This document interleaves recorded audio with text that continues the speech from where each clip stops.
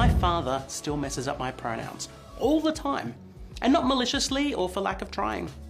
And I too occasionally misgender myself. Now what do you do if you happen to get someone's pronouns wrong? For a lot of people, it's actually worse to make an apology and ask for their forgiveness.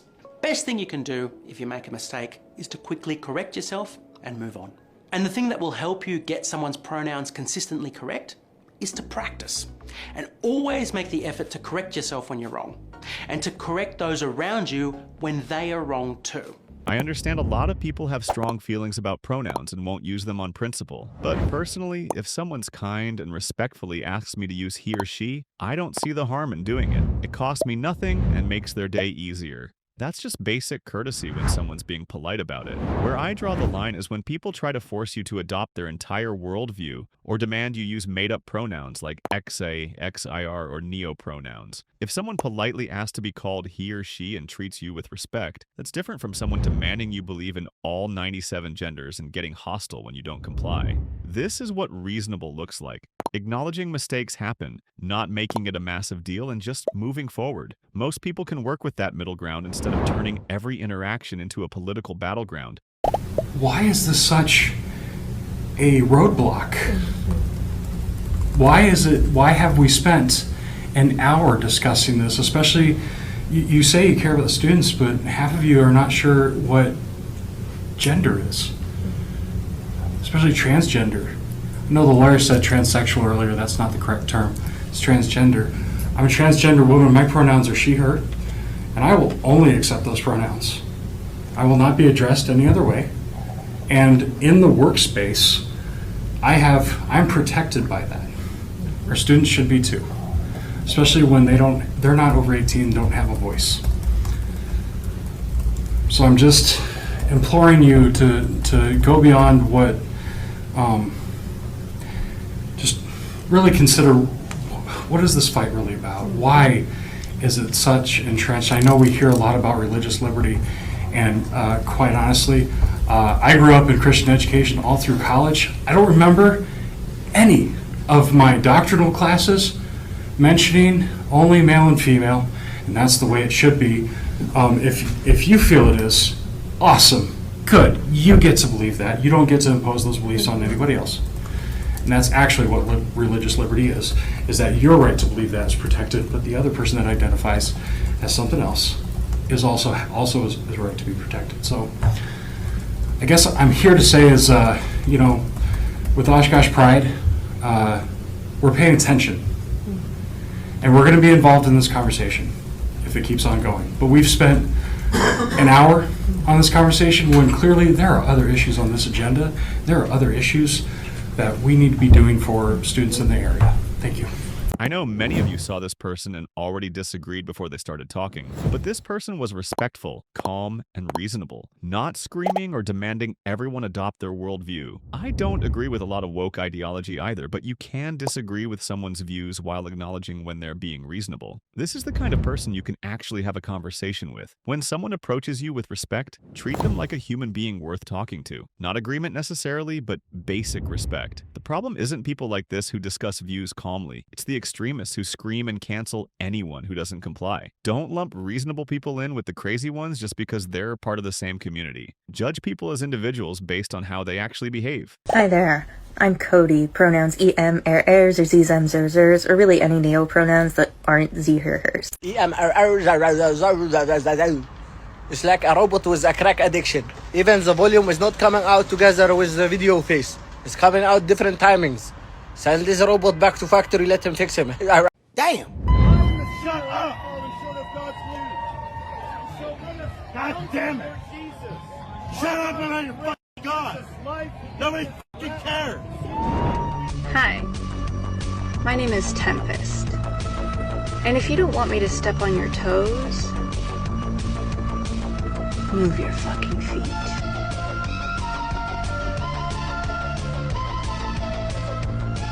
Oh, scary! Oh, shiver my timbers! Shut up, man! I will speak loud for those who cannot speak. I'm a proud he, she, they, them, whatever. I am a boyfriend to a beautiful woman. I am a girlfriend to a handsome trans man. And I am also a girlfriend to an incredibly beautiful woman. One of the first things we learn in a healthy family is trust, and unfortunately, some parents don't trust their children when they say, "This is me." And they make that decision for them. That may make the child fearful from the people that claim to be trying to protect them. This person is talking about multiple pronouns and multiple partners, while telling parents to just trust whatever their kids say about their identities. That's where reasonable tolerance crosses into potentially harmful territory. Kids and teenagers are still developing their sense of self. Their brains aren't fully formed until their mid-20s. Telling parents to blindly accept every identity claim without guidance or questions isn't helping young people figure themselves out. It's abandoning them to navigate complex issues alone. There's a difference between supporting your child through genuine struggles with identity and just rubber stamping every phase they go through. Parents are supposed to provide guidance, not just passive acceptance of everything. That's literally the job of a parent, to help kids develop into healthy adults, not to be their yes man for every idea they have. I am trigender, which means like a triangle, I have 3 genders. Male, female, and non-binary. And the difference between trigender and gender fluid is that I feel all 3 of these genders at the same time, all the time. It doesn't ever shift or change, or where I feel one gender more strongly than the other, like gender fluid tends to be. Also, I should recognize and accept that a lot of people don't see non-binary as a 3rd gender. They see it as something completely separate from the binary of male and female.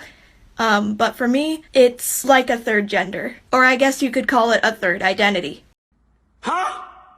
You know, there are people out there who are hell-bent on never ever being accommodating to trans people. Like, I will never call you by those pronouns, you will never have my respect, or whatever it is. And like, is that really worth it to you? Putting all of that effort to be nasty? Because if we meet and you call me by the wrong pronouns, it's gonna be a confrontation, and I don't think you want that. I think you just want to go about your day. I want to go about my day. I don't want to have to be upset about getting misgendered, and I know you don't want to purposefully upset people. And if you do want to purposefully upset people, then you need to look in the mirror and ask yourself why. Why am I like this? Why do I want to make people's lives harder? Why don't I want to lift up my fellow human? Like, who raised y'all? Who made you so hateful and upset? God forbid you have children and raise them to want to make people miserable, especially if it's something as simple as not using a couple of words. And to be clear, we're not saying that you can never use the words sir or ma'am. We're just asking that you don't use those words until you know which one we prefer. That's it. And if someone asks me to call them a certain set of pronouns, I'm just going to call them that. Even if it seemed a little weird to me, which to be clear, it doesn't. But even if it did, whatever, just do it. Who cares? Be nice. The world is hard enough already. Be nice. If someone kindly asks you to use certain pronouns, it doesn't hurt to do it as a courtesy.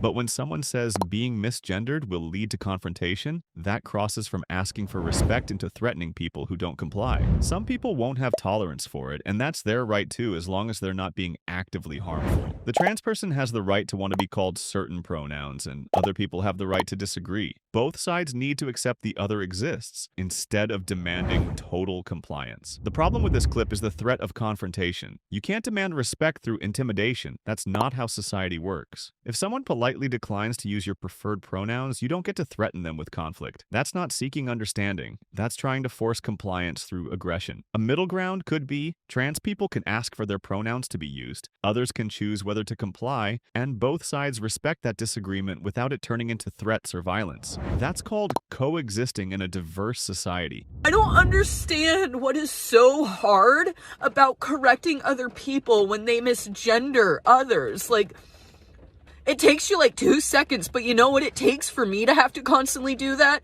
A lot of fucking unnecessary emotional labor that I already have to take on a daily basis just to fucking exist and be who I am. But you don't have the energy to speak up and say something on my behalf. And I just have to keep white-knuckling this. This is what misgendering looks like. I want to show you the power of giving or withholding an aspect of someone's identity from them. This is not me being selfish or too sensitive. This is not me expecting too much from those who are closest to me. And no, I can't just get over it. The pain of being referred to as someone I am not is the worst pain I've ever felt. Not respecting someone's pronouns is an act of violence. Misgendering someone and reducing their experiences to being emotional or demanding is severely damaging. If you truly care about somebody, then show them. Love them in the way that they need to be loved. Because withholding someone's pronouns and saying you still care is like loving them with conditions. And love is not conditional. Setting up your camera to film yourself crying about being misgendered and then posting it online is pretty twisted behavior. That's not genuine emotion. That's performing victimhood for sympathy and validation. If you're really that upset, you'd be processing it privately, not staging it for social media. Getting that emotional over someone using the wrong pronoun is extreme to me. If someone called me she, I couldn't care less. But I understand some people are more sensitive about it, and that's their experience. The last person demanding to be accepted and loved exactly as they need without conditions is selfish, though. Love and acceptance are two-way streets. You can't demand people love you in specific ways without considering how they naturally express care. Not everyone loves the same way, and insisting everyone adapt to your exact requirements isn't realistic. This is the difference between asking for basic respect versus demanding everyone cater to your emotional needs. You can ask people to use your pronouns, but you can't demand they feel and express things in ways that don't come naturally to them. That's controlling, not accepting.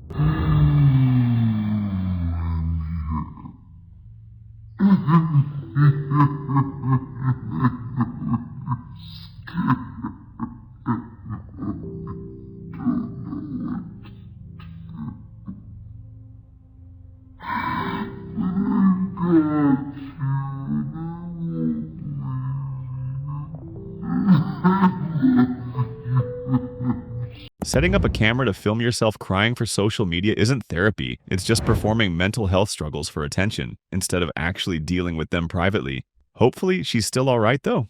Hey kiddo, we believe in you. Even if you're scared or overwhelmed, you've got this. You're welcome here. What the fuck? The other day I went to a restaurant with my girlfriend and my 4-year-old, and the server came up and said, "Hello, ladies," and proceeded to take our drink order. And as soon as the server left, my 4-year-old looked at me and just gasped and was like, "They called you a lady." She also corrected a family member the other day who she heard me and just went, "They, them, they, them, they, them," over and over again until they acknowledged her. All that to say, if my freshly 4-year-old can figure out pronouns, so can your shitty boomer parents. No more excuses. A 4-year-old doesn't understand complex gender concepts. They're repeating what adults taught them. Using your preschooler as a political prop to shame other adults is wrong. Kids that age should be learning colors and shapes, not being weaponized to enforce your ideology on others. So I just got back from the grocery store, and this guy came up to me and he called me a fucking freak. And this person behind him, they took off their shoe and just started hitting him. And I was shocked and I immediately left. Point is that my shoe's now broken.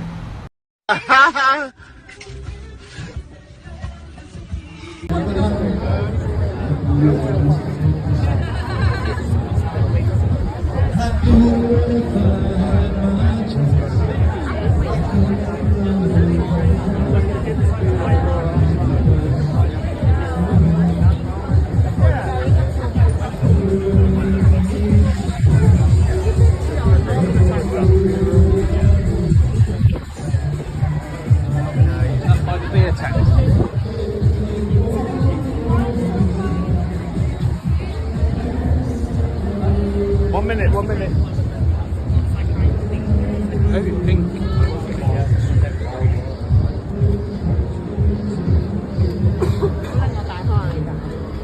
The reaction when people hear that we have 2 trans kids is pretty shock and awe. Olivia said she was transgender from the age of 4 until 5. She didn't socially transition until she was 5 years old and entering kindergarten. When James was 8 years old, he asked to transition, which meant social transition. He just now, a month ago, started hormone blocker, and he is counting down the days until he can start testosterone, which would be the first time something permanent would be happening, because at that point, it would affect fertility. fertility. If you use a blocker and go on to testosterone, your eggs would never mature. Mm-hmm.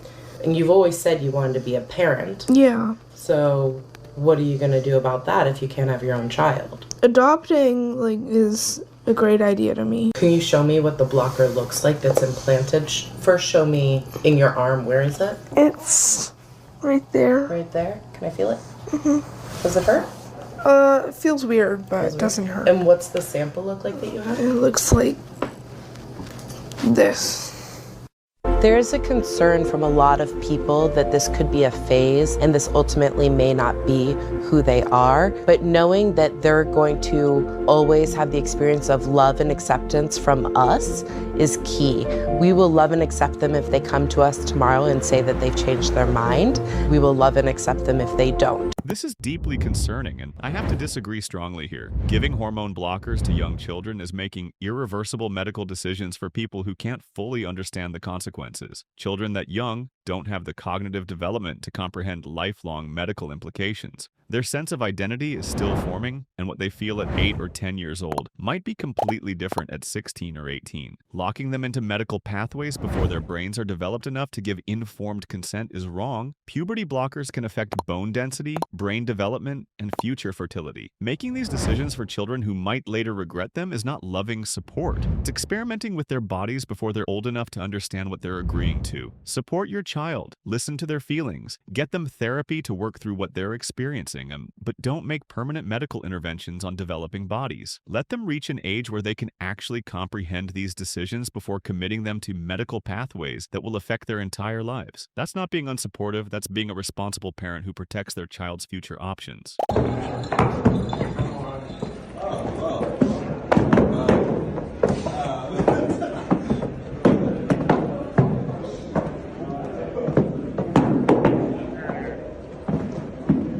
Stop it.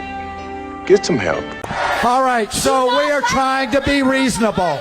We are trying to be reasonable. We are trying to be reasonable. We are reasonable. We are trying. We're gonna give you. We're gonna let you on the mic. We are gonna give you the mic. We will after Senator Sanders. After Senator Sanders. After Senator Sanders. After Senator Sanders. After Senator Sanders. Do not tell me what After to do. Senator Sanders. Sit down. After Senator Sanders. down. Okay. All right. Let her speak. All right. Let her speak. All right. We're shutting it down. You are shutting it down. You are disrupting this event. You are disrupting this event. We will. That's on his campaign. Let her No, speak. you are shutting it down. We are shutting. Let her speak or we shut it down. We will shut it down. You are shutting it down. You are. No. How long are you going to go? How long are you going to go? Hold it, I'm happy to hold it. Excuse me. Don't catch it on him. That's your attitude that I have nothing to say. You're lying. I live. You do not have freedom of speech enshrined in the German Constitution. It doesn't exist. We It's not a have thing. freedom of speech. Let me continue on down the list. I worked in media. I worked in news media. We have freedom of speech. We could write whatever we wanted to. No, you don't. No, we do. Let me ask you this. I studied politics in Germany. I Sure. studied the system. What you're Right. saying is a bland out So- lie. No, it's 100% accurate. People are arrested in Germany, jailed for speech. No.